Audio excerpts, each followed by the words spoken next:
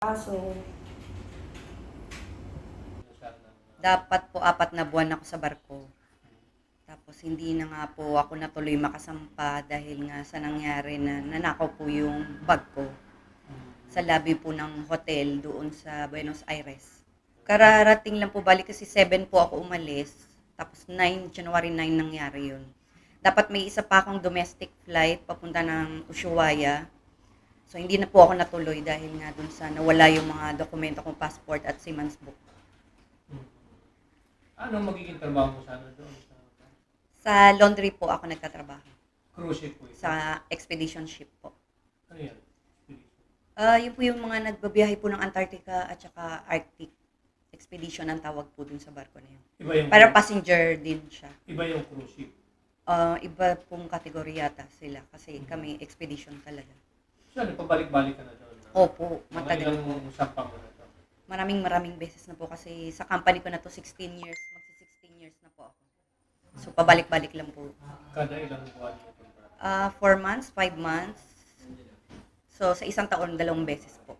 Check out na po. Pa-check out na po ako noon kasi nag-aantay na lang ako ng sundo ng agent driver namin para dalhin sa airport para sa domestic flight.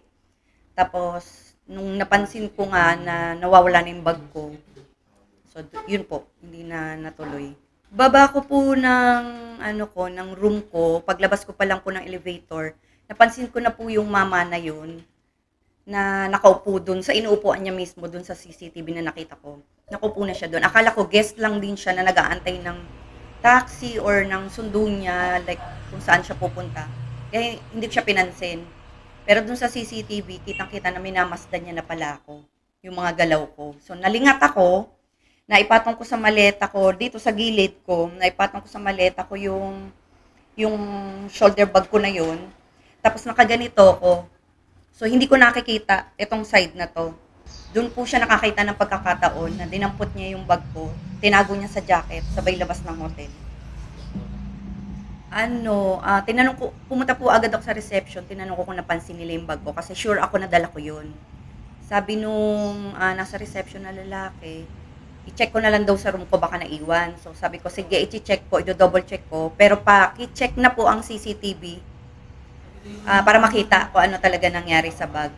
Tapos po, nung umakyat na ako dun sa room, pagbaba ko, sabi ko, wala po talaga dun, wala ko naiwan kasi sure ako talaga nadala ko siya dito sa baba. Tapos nung pinakita na sa akin nung nasa reception na ito yung kuha sa CCTV, kitang-kita po doon na dinampot nga po nung lalaki yung bag ko.